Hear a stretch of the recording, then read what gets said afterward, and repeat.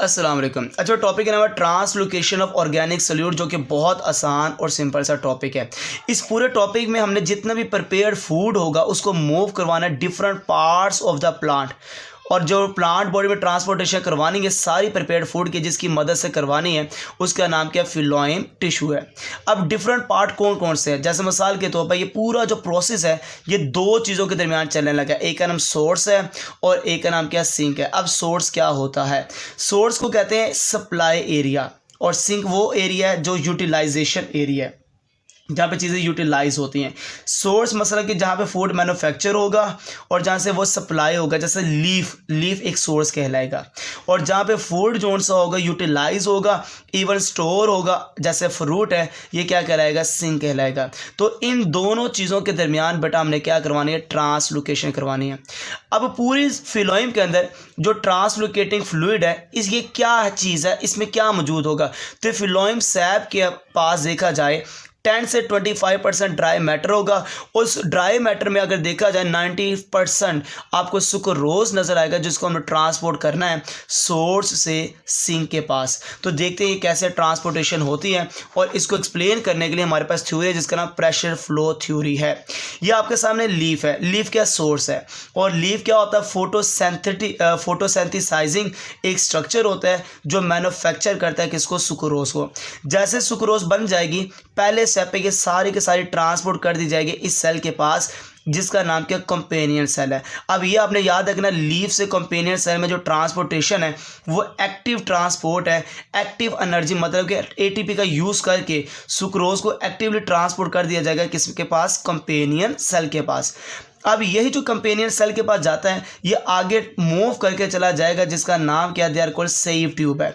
यहाँ पे आगे मूव कर जाएगा सेव ट्यूब के पास, कंपेनियन से आगे चला जाएगा सुक्रोज। तो सुक्रोज डिफ्यूज करके सेव ट्यूब एलिमेंट के पास जाएगा, पर जिसके थ्रू जाएगा उसका नाम क्या? प्लाज्मोडेस्माटा, और राइज कर देगा कंसंट्रेशन सुक्रोज। तो यहाँ पे सुक्रोज की अमाउंट क्या हो जाएगी? ज़्यादा हो जाएगी। और किस कहाँ पे ज़्यादा होगी बेटा? सेव ट्यूब के ऊपर वाली साइड पर। तो पहले लीफ से कंपेनियन सेल, और कंपेनियन सेल से कहाँ पे आ गया? सेव ट्यूब के पास आ गया।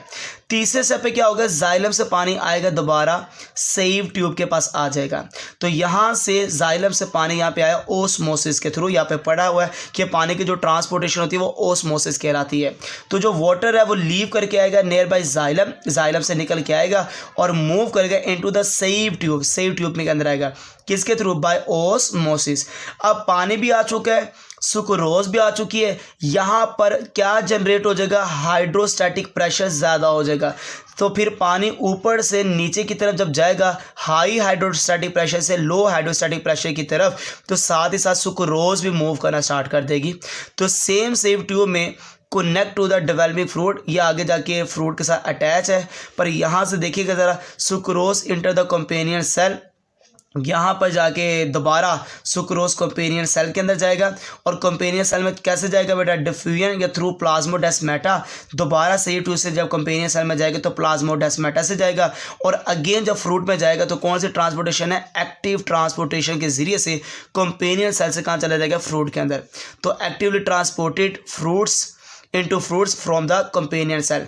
तो आप यहाँ पे देखिए लीफ से जब कंपेनियन सेल में आता है तो एक्टिव ट्रांसपोर्ट है, तो जब कंपेनियन से फ्रूट के पास जाएगा तो एक्टिव ट्रांसपोर्ट है। जब कंपेनियन सेल से सेव ट्यूब में आया था तो प्लाज्मोडेस्माटा था, तो जब सेव ट्यूब से कंपेनियन सेल में जाएगा तो प्लाज्मोडेस्माटा। मतलब कि रिवर्स ऑर्डर हो गया ना, ये जो फॉरवर्ड था ये रिवर्स हो गया। सेम है पर ये फॉरवर्ड और ये क्या? रिवर्स है। तो वाटर अगेन जो यहाँ से ऊपर से नीचे आया था, हाइड्रोस्टैटिक प्रेशर जहाँ पे ज़्यादा था, जहाँ पे लो की तरफ गया था, अब सारी सुक्रोज तो चली गई है फ्रूट के अंदर। अब पानी के अंदर से दोबारा जो वाटर के मॉलिक्यूल है वो दोबारा जाइलम के अंदर जाना स्टार्ट कर देंगे। तो water molecules, water again move करेगा out of the sieve tube by osmosis. आया भी ओस्मोसिस से था, गया भी ओस्मोसिस से था, lowering the hydrostatic pressure with in the tube. और अगेन यहाँ पे क्या हो जाएगा? हाइड्रोस्टैटिक प्रेशर कम हो जाएगा। तो मैंने यहाँ पे क्या करवाया?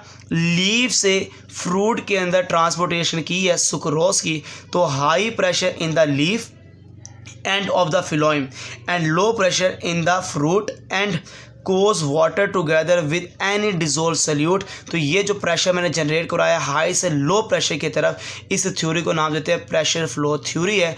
और प्रेशर मैंने कैसे जनरेट करवाया वो आपने भी देखा, सुक्रोज को लेकर गया, फिर पानी को लेकर आया, जब पानी सुक्रोज ज़्यादा हो गए हाई हाइड्रोस्टैटिक प्रेशर बन गया पत्ते की तरफ, और फ्रूट की तरफ कम था, वो सारा मूव करना स्टार्ट कर गया फ्रूट की तरफ। जब से ही वो फ्रूट के अंदर दोबारा चले गए, दोबारा वहाँ पे लो हाइड्रोस्टैटिक प्रेशर हो गया। जज़ाकल्लाह खैर।